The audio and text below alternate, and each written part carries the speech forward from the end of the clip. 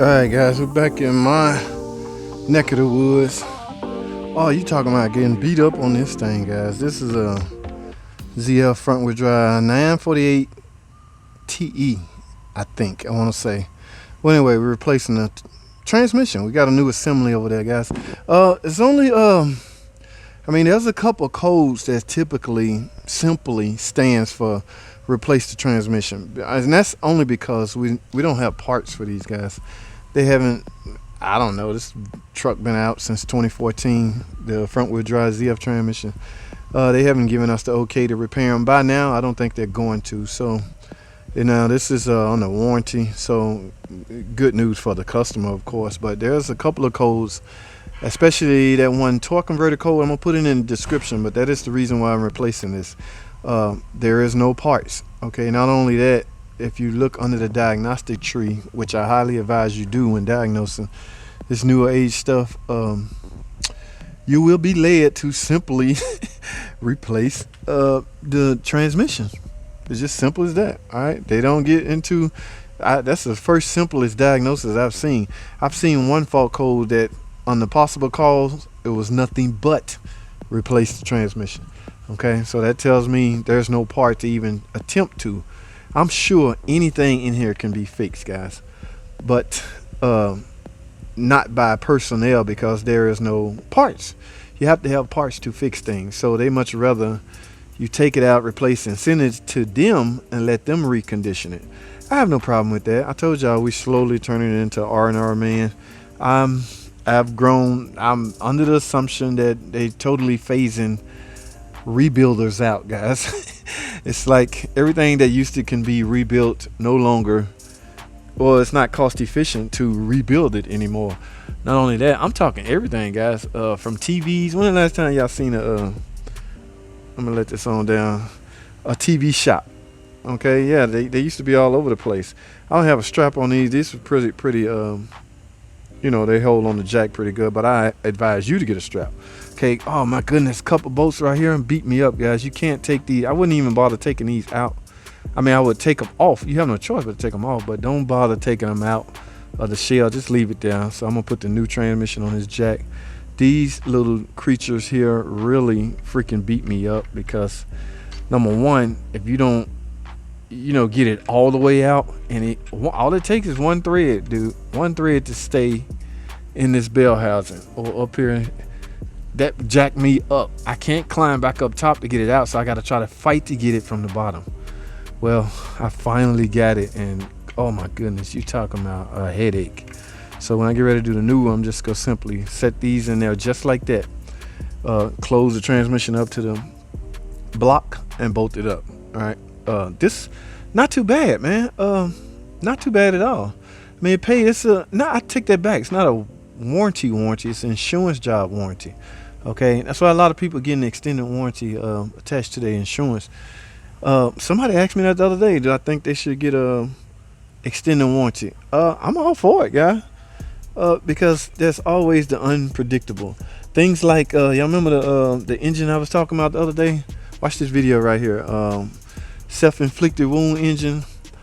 The insurance company paid for that. Now they, I don't know, accidentally went through a puddle of water, went through a river, and the engine seized up. Well, that was covered. We're doing that under insurance warranty, not FCA warranty. Where's my transmission? I think it's still over here. All right, yeah, I gotta box that up. That's the one I did on that Commander. Yeah, and you know what's weird? The insurance company actually got me a this is new, guys. You know what, man? This says Craftsman on it, but I do not think this is Craftsman at all. Number one, it's some knockoffs out there that really, yeah, this is not Craftsman. It just says Craftsman. All right, took forever to get all that out. Now, this doesn't say Mopar. Actually, this was shipped. It's not really a Mopar.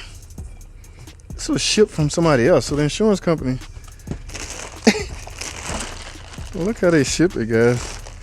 I agree with the foam. Yes, a lot of foam, but they just put it in a big old garbage bag. Uh-oh. Y'all know what I'm not seeing? Oh no, there's no torque converter in there. That's the problem I'm having, stupid. Unless it's in the bottom of the box. Guys, there's no freaking... Oh no. What, they expect me to use the... Holy crap.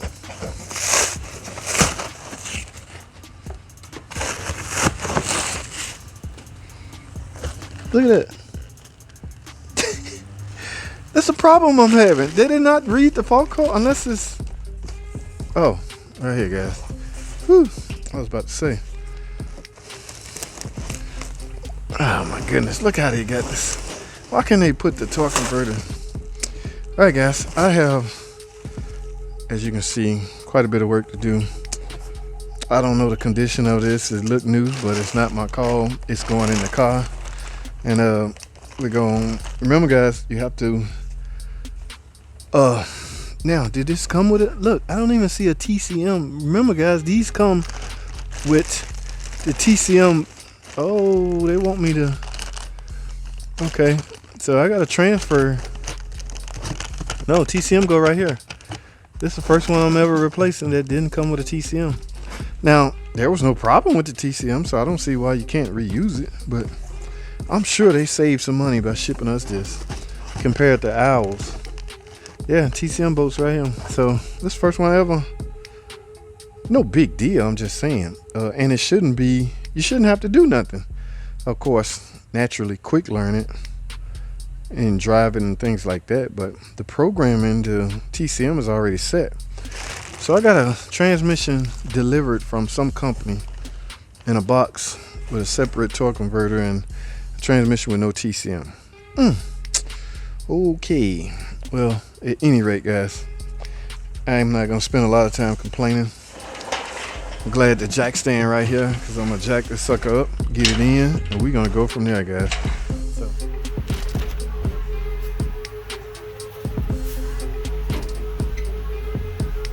This is a transmission I just took out the Cherokee, going in with this one. I don't know where this one come from. This is not Mopar. I don't know how this company, I don't know this company or what they do. All I know is I'm replacing. Now, guys, we dog out engineers all the time, but I want to point something out. Y'all see this piece of tape right here? It's like, this is on the original transmission. I can only assume that's there to prevent from like a sharp object, okay? Because remember guys, a wiring harness come through here, stabs into here, and then plugs into this TCM. I'm about to transfer this to the old one, but this is a good idea to cap off or tape off these sharp corners that could really chew into wiring harness and cause all kinds of headaches, guys. So in fact, on the new one or on the transmission that I'm about to install, okay, well, this one used to be right there from the factory. So yeah, I'm gonna put them on every corner, sharp corner, you know. So this is a brilliant idea by whoever. I mean, because guys, we run into problems all the time about harness shaping and all kinds of crazy stuff. So I'm just gonna try to minimize as much problems as possible. That's what I'm trying to say. All right, let me get to it, guys. I gotta replace this transmission. Let's get it.